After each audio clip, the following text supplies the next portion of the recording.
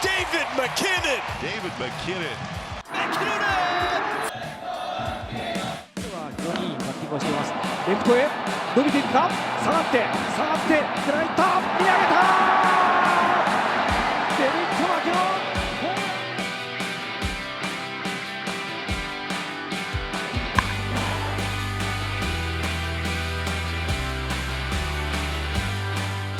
So we've got a guest today who basically figured out what I could not. How to successfully succeed overseas and hit home runs. I'm Dave McKinnon, a big fan of any team called the Lions, still wondering what I could have done differently in my career. Totally tragic intro again. I'm Jasper Spanjar, journalist and filmmaker, and the guy who gets to interview all the players who did international baseball better than David. I had my moments.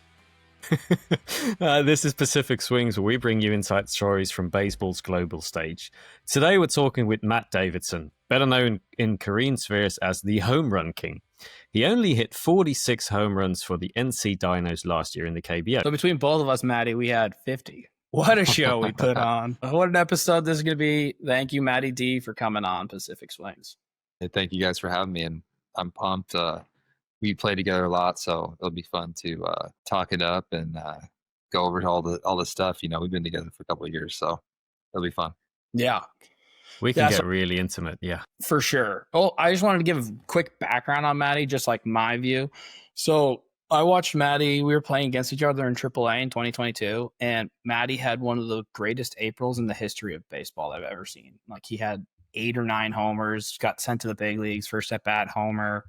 Doesn't have options left, so he's kind of bouncing up and down, DFA'd, picked up to the big leagues, down. So that's just the lifestyle you live when you just don't have any options left. But the biggest difference between me and Matty is just like there's like normal people like me on a baseball field that can't swing the bat that hard and just are pretty good at hitting the ball forward. And then there's guys like Matty, and Matty's like the 0.001% who can hit a baseball like 120 miles per hour. And that's just different, you know. There's reason, like, he's in the Giancarlo Stanton, the Aaron Judge, like that exit velo echelon of like elite exit velocity. Like 46 homers didn't come out of nowhere with Matty. Like, the dude hits baseballs hard.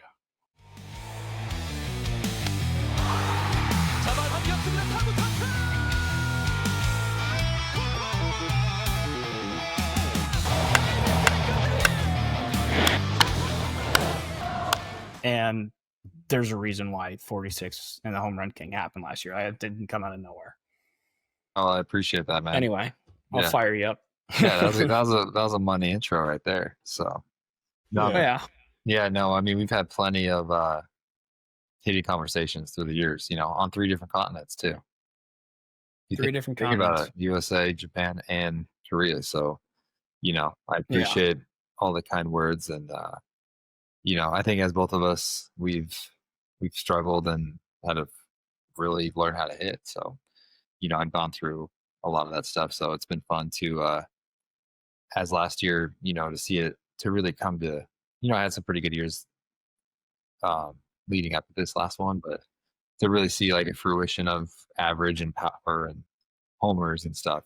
It's always cool to see what you feel like you're capable of doing. Yeah, where we knew you could do it. I mean, I watched you in AAA and 350 at-bats or whatever, hit 30 home runs. Yeah. Still hit 300, you know? Yeah. So it's not like you couldn't do it. It's just like, do you get the opportunity to do it? Can you do it? Do you have the amount of at-bats that you're allowed to do it? And the KBO seem to give you that chance. Yeah, definitely. Before we delve into full baseball nerd stuff, though, Matt, tell me 3 things the baseball world doesn't know about you. I don't want to know your stats. I don't want to know your contract details. I want to know the stuff that actually might surprise a few people. Putting you right on the spot here, mate. Yeah, right away. Shoot, man. Well, I grew up in a small little Southern California town, inland though. Kind of, I guess you could put it between LA and Palm Springs. Kind of like inland, and grew up in a pretty blue collar city. And one of my favorite things to do is motocross. So I'd ride dirt bikes a ton. Big, huge fan, still go see stuff in the off season. You know, I guess that would probably be my biggest hobby outside of baseball. Mm-hmm. So I'm big at that. And then, you know, married with 2 kids, so that keeps us pretty busy. So we're busy. I do enjoy collecting whiskey, and I do like fine whiskey. I do, and I will have some fine, nice glasses of expensive stuff every so often now. But yeah, dude, it's way too hot out here in Korea. It's how hot it is. Yeah, dude. Japan and Korea are like the 2 hottest places I've ever been. So in my that life. kind of like humidity combined with heat. That kind of put a dent into it because as I've gotten older, I've gotten some like soft tissue stuff, like little Yeah, things. So yeah. it's like you got to stay super hydrated. Never had any soft tissue issues until like 32. And then all of a sudden it's like, Yeah. you're getting a little older, it's like, all right, I can't recover as well and try to focus on recovery and all that. So, shoot, I don't know what the other one is. I think Well, you're an interesting guy. Well, if David thinks you're an interesting guy and you're allowed to come on this podcast, I think you're in fair territory here. It's Yes. fine. Yeah, it's all deep stuff. It's all All deep right. stuff. Yeah. All right. So when did you, like in Korea, when did you know that it was going to work? Like your swing would work here, Dude. because you hit 46 homers, 119 RBIs. Like Well, when do you know? I think as a athlete or anything, I guess anything in general. I mean, I've never been a big proponent of like being confident without actually seeing the real results. Like Yeah. I know a lot of people, whatever, mental people or any type of, mental work, like trying to improve confidence and this and that and all that stuff, man. I mean, to be honest, I'm the most confident, or I get confidence from seeing myself be able to do it.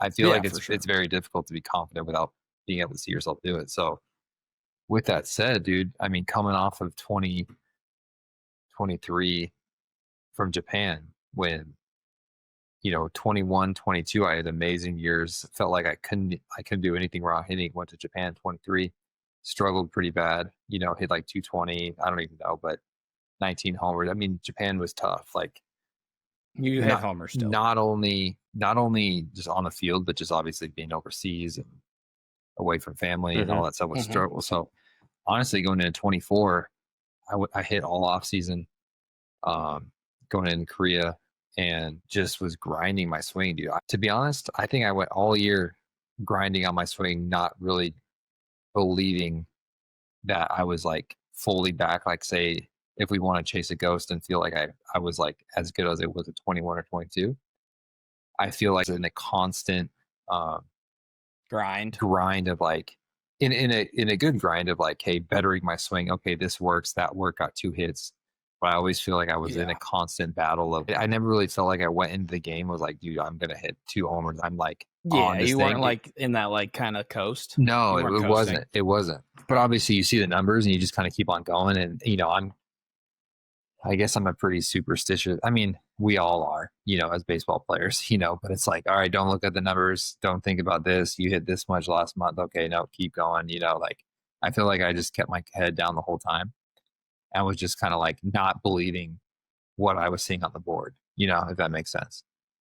Just because. I mean, the numbers you put up were stupid. Like, and to say, like, it's just wild that you didn't feel like you had your best stuff either.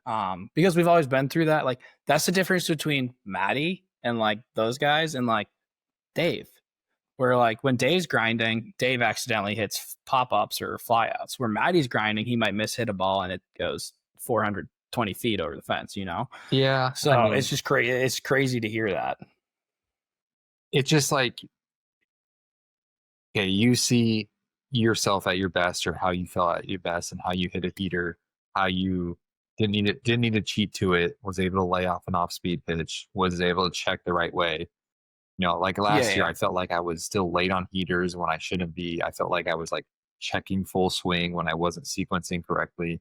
Just stuff like that. Whereas like in 21, 22 was like, I'll turn 97 around and then I'll check sequencing the right way, like on a breaking ball, the next pitch. You know what I mean? Yeah. Like, no. like for sure. as far as like being like maybe at your top and just like feeling like in the zone where you're like, I don't even need to go in the cage and hit. I'm gonna just rake, where I still feel like I'm like Last year was like, barrel's still dragging a little bit, dropping, and it was just like, it was like that's part of just baseball. That's part of baseball too, where you're Exactly. just like, you just want, like, something feels a little off and you're just going to work through it as long as possible. Like, Yeah. you just to keep working through it to make it feel normal. Yeah. And, as we know, all the feels of everything, like my feels have changed. The feels that I had in like a couple of years ago and just all the sequencing, as we've talked before, like I was a big like rotational thinking, more like a new age swinging guy. Like those really worked for me. And then they just kind of stopped working, But also, as in Japan and Korea, the game is just completely different. The windups are different. I don't know scientifically and all the data and numbers, but these guys like release the ball earlier, I feel like. And like perfectly it's on top just of different. the ball. It's just different. So Yeah. that could just be what it is with a lot of the feeling and everything, like, Yeah. I don't know. It's crazy though. But that's something we can definitely dive into, because the sort of windups that you see in NPB and KBO is that they're unlike anything I've ever seen. Like even just the amount of time, the leg kicks, like talk about some of the leg kicks. I want to pivot back slightly to the first time you crossed over to the Pacific, what you just mentioned, because you signed with the Hiroshima Carp. What was your time like in Japan? From signing to playing to hitting that first home run. Talk to me about that. Yeah, I mean, it was a great experience. I mean, I really enjoyed Japan. Like, mentally, you kind of, and I'm a little bit older, I'm 34 now, and I went, over to Japan at 32, but now guys are coming over even younger than that. But it was a little bit easier to deal with that transition mentally. I think you never want to give up on your dream as far as being a major leaguer. And when you put up the numbers that I did previously and like in AAA, and then just you're like, okay, I'm just not getting any more shots anymore. It was easier to go over there. I was like, this is my only shot to provide for my family. So like, really, if I want to keep on doing this, like I can't just stay in AAA and make that salary. Like I need to try to really make this career worth something, and that needs to be done overseas. So I think I struggled a little bit with that. I mean, you leave with January 20th, you leave super early, so rather than so early, rather than like March, mid-March or whatever, you would usually leave home. Because I live in Arizona, I would always kind of pick an Arizona spring training team, so I was at home until the end of March. And so leaving like 2 months early was difficult, and you go and you train differently. But you learn to do it, and you got to accept it. I mean, the only way, as you guys know, like the only way you can succeed over there is by accepting the culture. And because so many guys go over there and they're like, nah, American baseball's better. This is how we do it. Like you got to keep your routine that makes you good. You can't just abandon that, obviously, all the thing, but like, to survive over there is different stuff, over here, it's different. So you got to adapt to the culture and do that. So, but yeah, I went, it was great. I mean, I loved it. I mean, Hiroshima was a great city. You travel, you play pretty much all over the country. The people are great, and I have nothing but great things to say. I didn't play as well as I want to. I have some pretty big moves in my swing, and and you're talking about the windups and everything, and the timing stuff was like not great for me. It was pretty tough. Like I think that the timing stuff. So like guys that are going overseas, man, like you got to tighten up your moves, because the pitching is good. It is good, but they know how to mess with timing more than anything else. So like, and I really struggle with that. And then also, the strike zone's massive. So, like, yeah, I mean, I think that's pretty well. It is big. Yeah, it's pretty well known. I mean, the hardest thing for me was definitely how many moves with my hand pump and my leg kick was with the timing and struggling with that. That was the number one thing.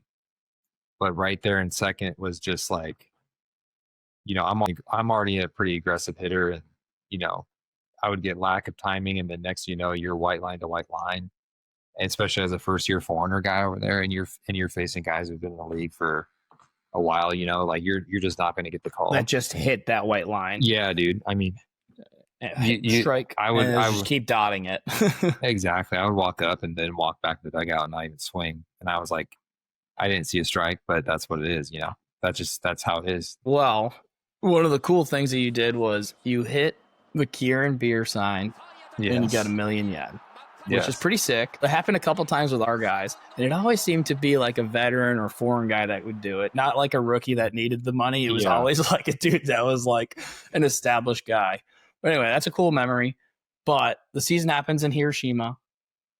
Plenty of homers. You hit, I don't know what you hit, 210, 220. Yeah. I don't know what it was. Something low. They don't bring you back.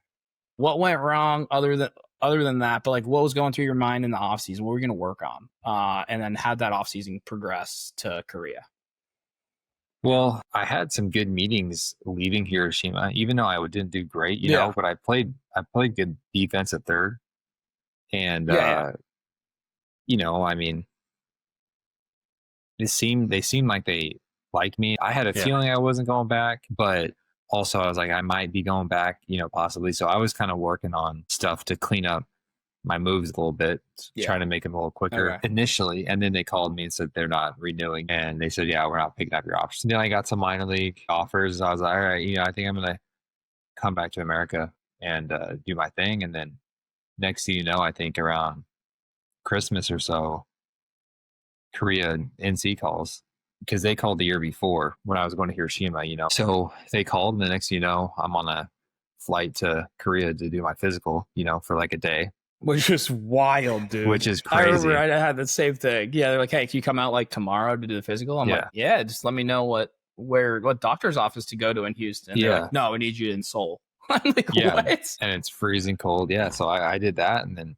you know, that I kind of got back on to just kind of worked on more linear stuff, you know, like front hand, you know, just because I think I was turning too much on the sides, spinning open, you know.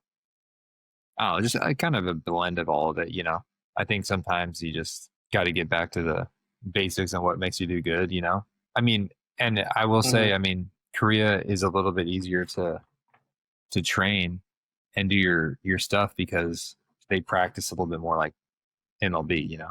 Yeah. Like you have more cages. Definitely a little bit more similar. You can do front toss. That was what I was you can say. do front toss, you know. I mean, in Japan there's no such thing as front toss, you know what I mean?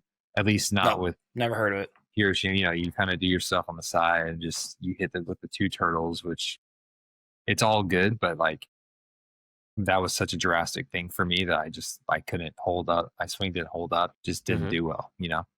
So let's talk about the Renaissance, though, okay? If we can call it that. Yeah. Think it's pretentious enough for this pod. The Dinos of Changwon sign you. Yeah. You start hitting nukes right away. What is the expectation for Korean baseball? Like I remember you against us in spring training, my back was a little sore. And so I was sat out, and I remember you're facing one of our side armors, and you hit a ball dead center. Like it literally didn't get above the fence. Yeah. Exited just barely over the fence into spring training. I was like, oh man, like you just look different then. So yeah, what was your expectation after spring training and just in Korea in general? Just same thing. I think I knew I felt better, you know, but I didn't quite believe what I had yet, you know, like the whole confidence thing is like, I needed to see myself do it. And then I needed to see myself continue to do it to really believe it, you know. I almost was my own skeptic of it. You know, David's like an archive with every little thing that ever happened in his baseball career, you know, like I think we're all the same way like that. So like I could take you back to when I was hitting below 200 in Charlotte and just like a depressed human being and never thought I was ever going to make it. And I was like, I'm going to be working an 8 to 5 job next year. How that even felt in my body and how lack of confidence and just the craziest, you know, like you remember those feelings as a hitter. You can easily go back there. This game is a mental roller coaster, you know? So it was like, I kind of started getting those feelings again, walking up the plate, like in Japan, just not confident, just kind of didn't know what to do, didn't know where to go, was asking everybody for help, you know, kind of thing. And then, you know, you go home and fix it and you're the only one that can fix it, you know, as you learn, as I learned from back then when I was younger, you know, like 25, 26 was just like, you know, you can't chase a ghost and look back at your past at bats or try to feel like you used to feel, because you'll never feel that way again. Your body's different, everything else is different. Like nothing's ever going to be like that again. So, you can have people that can help you, like hitting wise guys, but then you're the one that has to stand in the box. So you have to kind of figure it out and do it. So I kind of felt better. I was doing my thing, but it was like, it was kind of like you're fighting those demons still. Like when you get out or have a bad game, even though you're hitting some homers, you're doing better. You're like, oh, I just went out for 4, 2 punches didn't look good. I mean, is this thing for real? And you kind of question yourself and but then you go back and you're like, no, I'm going to do this thing. You just try to stay ahead of it. And then you get some hits and you're like, all right, you do it, and then you just kind of keep it rolling. It's something we all deal with, But talking about that though, and I like the way you've just sort of gone deep to answer that question, because I think the mental demons is such a big thing, and I think it could be applicable to anything in life, but baseball in particular. Like if you're not fully there during that at bat, you're just gonna struggle. You're gonna see your numbers go down, and it's just gonna go into sort of a never-ending cycle of disillusionment and disappointment. But at the same time, though, it sounds like you were able to make that mental turnaround. But was it solely the numbers, or was it anything else that you figured that really helped you sort of transform as a player, but mostly just the mental aspect of things? Was there anything that comes to mind?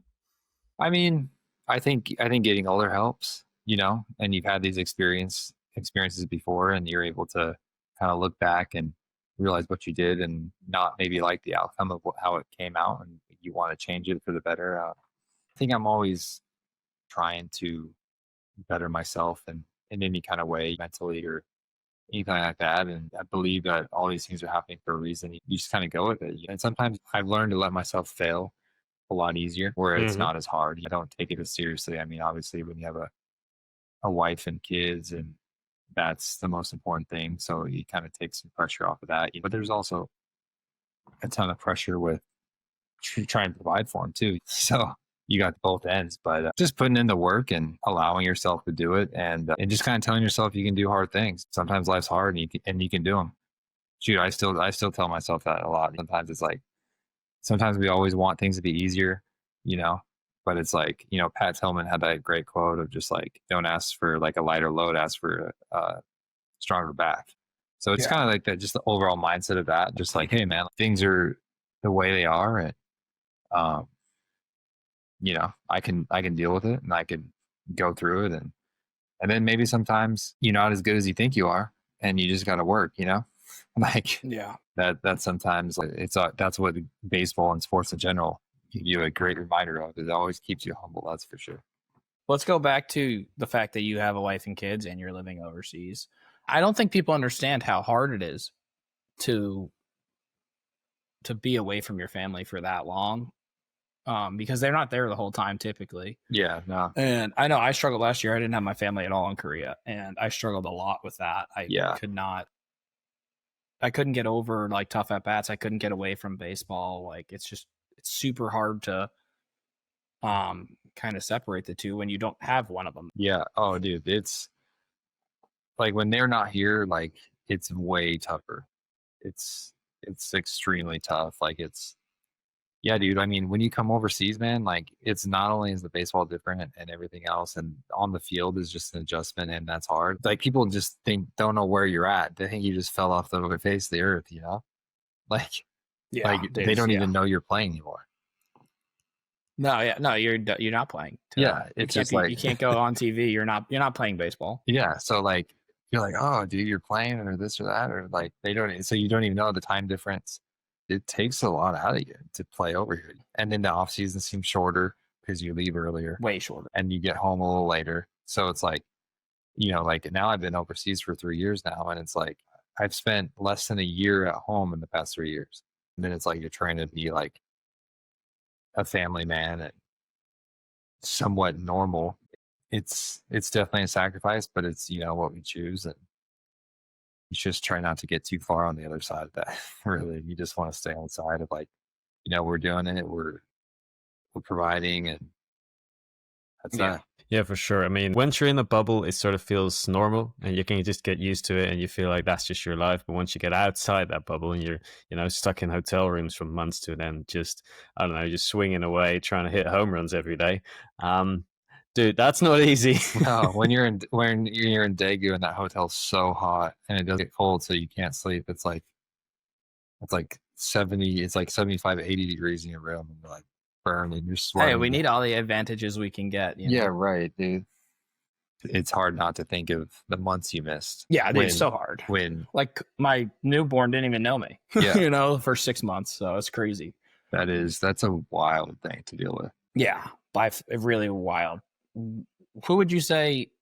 This is just fun. Like we just want to know best pitcher and most impressive position player in both countries that you played. I would say there's actually a pretty good player right now for KT. I think he just got out of the Army, and it's his first year. He's like an outfielder, number 23 on KT. I think he has like 15 homers or something, hitting over 300. Outfielder, has pretty big pop. Yeah, he might be a dude. You know, and obviously, you know, Kia's third baseman might be the next guy kind of get posted. Yeah, I mean, he won the he's MVP unreal. last year. And that Kim Do-young. Yeah, Kim Do-young, yeah.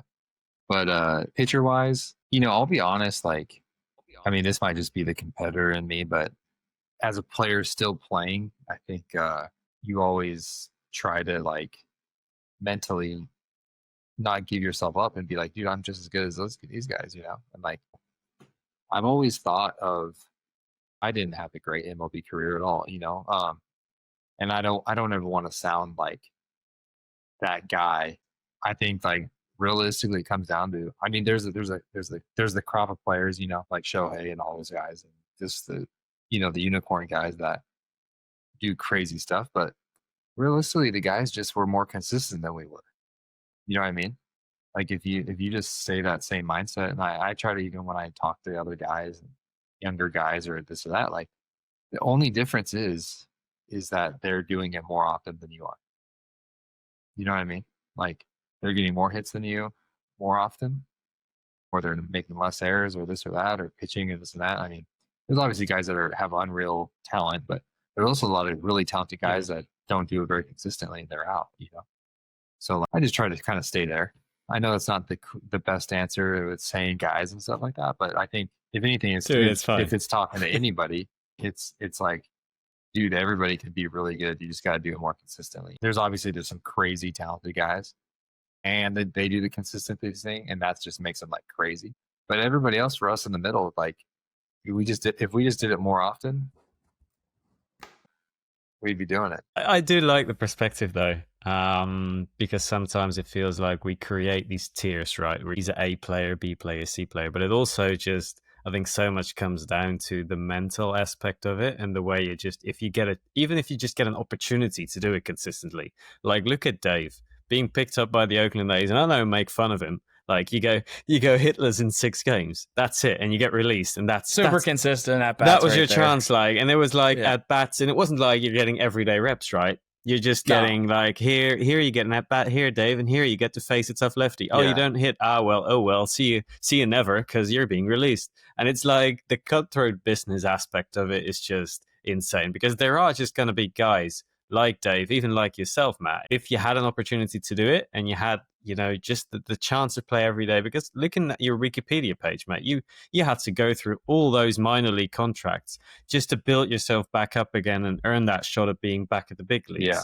I mean, dude, that takes mental resilience to a T where I don't think many people can deal with that. Because I know for certain there's many people in, like, especially the sort of the generation, David and I are both 30, the generation after us, that struggle with rejection and struggle with like, being told, okay, yeah, you've done a good job, but it's not good enough, right? And I think just the mental resilience you've got to have to do what you do. I mean, I can only applaud you, because it takes quite a bit.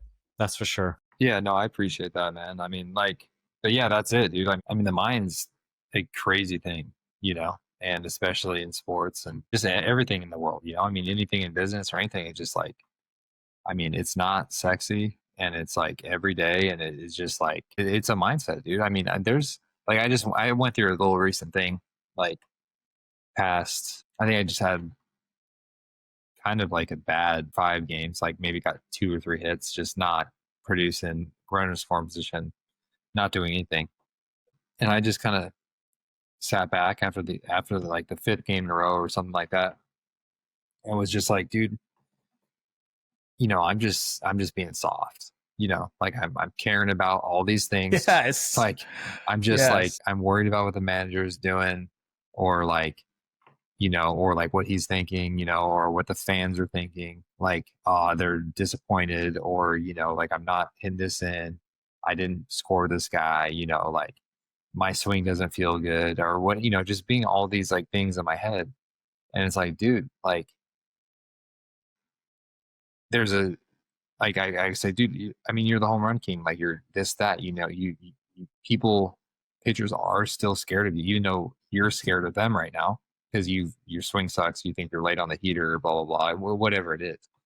It's like you're literally doing this to yourself. You're punching yourself in the face all by yourself. You know what I mean? You don't need anybody else to do it. You don't even need to go to the plate and face the other pitcher because you're already done. And that realistically what is kind of just dealt with myself, next. And then yesterday went 2 for 4, lead off double, or like double, scored the first run. Like, but I just kind of like picked myself back up and kind of did that, and it's like, it's a constant thing of like looking yourself in the mirror every day and trying to do a little bit of that every day. Physically, you have to stay locked in, but like mentally is the biggest thing. Mentally, you have to be on every single day. Yeah.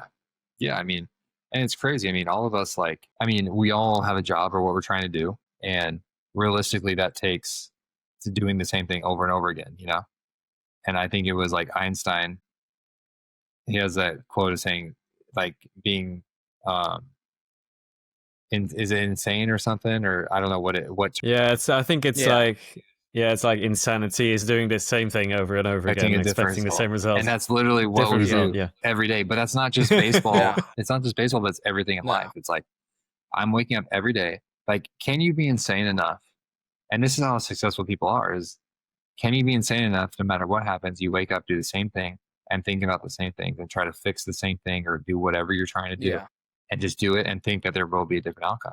But that's the only way to get a different outcome, is if you do that. Yeah. Because if you change, it's like minor changes. And if you change it and think, oh, no, this is the way it is, then that's the way it is. Perception is everything. And especially for us, you can think things are real and they're not even real. That's the freaking truth, man. And just all the outside noises. It's like hitting. It's like, I was late on that one fastball, and then next thing you know, it's like, I can't even hit a fastball anymore. And it's like, oh man, I was in Charlotte 2015, just took a time machine backwards. It's just crazy what the mind can do. And, I'm not saying I'm great at dealing with the mind, because I'm definitely not, because I still go crazy, but it's kind of just reminding me. We might have to bring Matty on for the mental show. The mental show. It's just like, dude, well, you do it, it too. You were out here alone too, without a family. You got way too much time. But then the second worst thing is that when you're awake, everybody else is asleep. You know what I mean? Mm-hmm. So like, you don't have anybody to talk to.